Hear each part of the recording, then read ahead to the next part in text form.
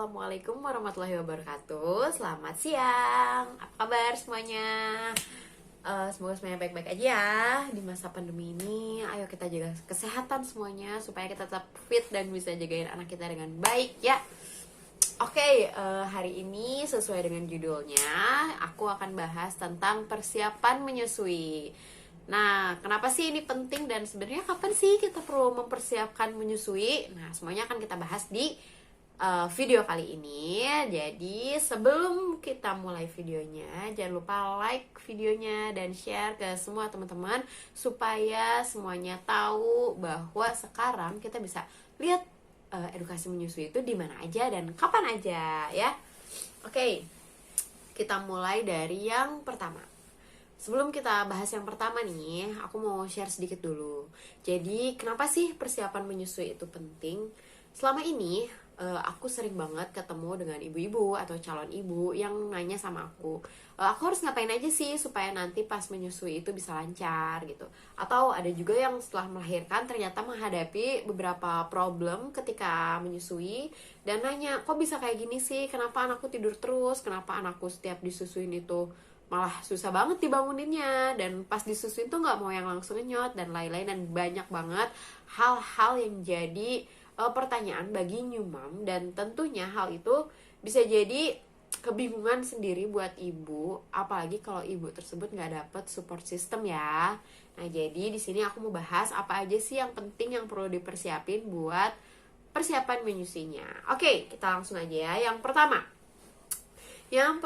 yang paling penting adalah niat ya.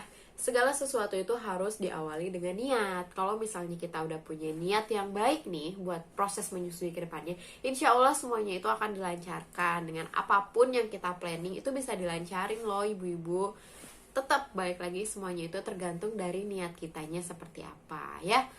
Jadi yang pertama, bulatkan dulu niat dan tekadnya kalian supaya kita tahu apa aja yang mau kita lakuin nanti gitu. Nah, lanjut ya, kita ke yang kedua. Yang kedua adalah belajarlah tentang menyusui sejak hamil, sejak kalian sedang hamil. Kenapa harus belajarnya dari hamil? Orang bayinya aja belum ada, bayinya belum lahir, kenapa kita harus udah belajar? Nah, mungkin gitu kali ya yang ada di pikiran ibu-ibu. Jadi gini, sebetulnya selama ini sejak kita masih kecil, kalau kita mau menghadapi suatu ujian, ya kan, pasti kita udah belajar dulu dong dari jauh-jauh hari sebelumnya. Sama proses menyusui juga gitu. Sebelum kita dihadapkan langsung dengan proses menyusuinya, alangkah lebih baik kalau kita tuh belajar dulu. Supaya apa? Supaya sebelum kita menghadapi proses menyusuinya, kita udah tahu dulu nih teorinya itu seperti apa. Jadi nanti tuh nggak terlalu panik ibu-ibu begitu kita menghadapi kejadiannya nih, misalnya pas kita mau nyusuin kok anaknya tidur terus, ini kita harus gimana? Nah, jadi kita nggak bingung, tapi kita bisa langsung menghadapinya karena kita udah tahu teorinya. Jadi anti panik club gitu kalau misalnya kita udah belajar dulu ya. Jadi itu penting banget. Nah, kenapa harus dari waktu hamil? Karena persiapan di waktu hamil itu kan cukup panjang. Kita hamil kurang lebih itu 40 minggu ya, HPL itu 40 minggu.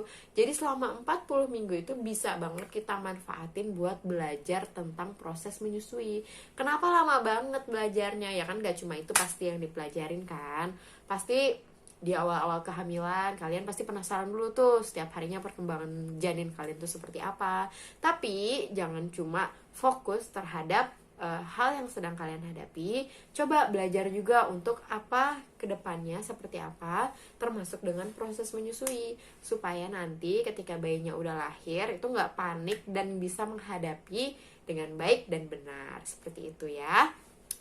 Terus tadi yang kedua ya. Sekarang lanjut yang ketiga. Yang ketiga adalah kalian perlu support system yang baik di keluarga kalian. Yang paling penting adalah ajak keluarga atau samain semua persepsinya tentang ASI.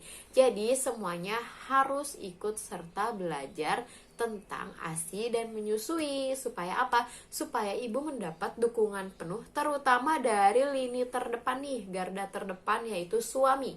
Suami itu harus mendukung penuh apa yang menjadi keputusan antara ibu dan suami. Kenapa? Supaya si ibu ini punya support system yang baik. Dimana kalau ibu udah punya support system yang baik, ketika ibu dihadapi dengan suatu problem, suatu masalah, itu semuanya akan bantu buat menyelesaikannya. Bukan jadi malah nuduh-nuduh. Misalnya begitu asinya, bayinya lahir terus disusuin tapi bayinya masih nangis, terus malah ada yang ngomong, jangan-jangan itu asinya sedikit, jangan-jangan itu asinya nggak ada. Nah, dengan digituin kan ibu yang ada tambah panik ya digituin.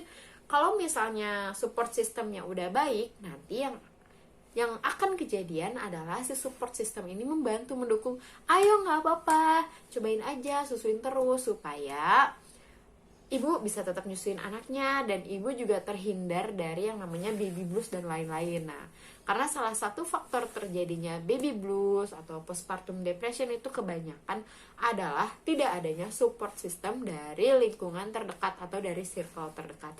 Jadi, mulai ajak keluarga, terutama yang semuanya akan terlibat dalam pengasuhan anak nih. Misalnya ibu tinggal satu rumah sama suami pasti ya, terus ada juga neneknya, atau ada juga kakeknya, atau nanti ada neninya yang akan ngomong si dede. Semuanya itu disamakan persepsinya supaya semuanya saling membantu dalam pengasuhan si anak gitu. Nah, terus apalagi sih setelah kita dapat support system yang baik, kita udah punya niat yang baik, dan juga kita udah belajar nih, udah tahu banget teorinya segala macem lah, pokoknya udah ngelotok, udah keluar dari kepala kita. Nah, kalau misalnya kita udah tahu semuanya, support systemnya juga udah dukung. Nah, selain kalian belajar, juga kalian harus temuin konselor laktasi. Nah, kapan waktu yang tepat untuk menemui konselor laktasi? Yaitu di trimester 3. Kenapa harus di trimester 3? Supaya kalian juga diajarin gimana sih caranya buat pelekatan yang baik, terus untuk posisi menyusui yang baik. Jadi semuanya itu kalian udah mulai belajar tuh dari sejak masih hamil. Ketika kalian sejak hamil tuh udah belajar, nanti pas sudah ada bayinya tuh nggak akan terlalu kagok. Dan intinya kalau kita udah punya persiapan yang matang, ketika kita akan menghadapi hal yang sesungguhnya, kita tuh akan lebih siap. Kita nggak akan siap kalau kita nggak pernah belajar, dan kita nggak akan pernah bisa belajar kalau kita nggak ada niat. Intinya kayak gitu sih. Jadi buat ibu-ibu semuanya, ayo kita bulatkan niat dan tekad, lalu belajarlah sejak masih hamil, dan setelah itu temui konselor laktasinya.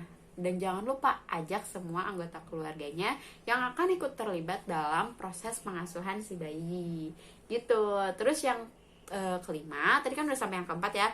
Yang kelima adalah, ini juga nggak kalah penting dibandingkan dengan hal yang tadi 4 udah aku sebutin, yaitu cari rumah sakit tempat kalian melahirkan. Kalau misalnya mau melahirkan di rumah sakit ya, carilah rumah sakit yang mendukung proses menyusui dengan baik. Adalah rumah sakit yang sayang ibu dan anak. Jadi ketika kalian melahirkan, itu dilakukan rawat gabung antara ibu dan bayi. Lalu juga ketika sesaat setelah melahirkan, itu dilakukan proses IMD atau inisiasi menyusui dini. Kenapa itu penting? Karena IMD itu adalah salah satu faktor kunci keberhasilan dari proses menyusui. Nah, untuk hal IMD sendiri nanti kita akan jelasin di video-video berikutnya ya.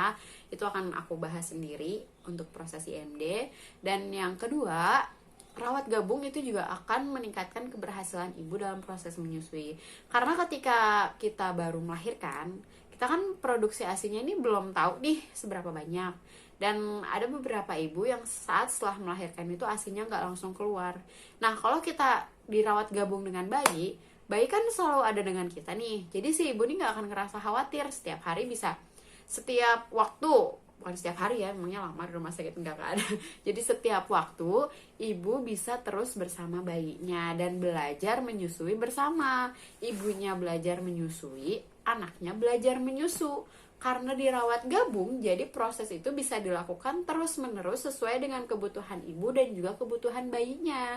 Kalau misalnya nggak dirawat gabung nih, anaknya ditaruh di kamar bayi, terus ibunya di ruang perawatan.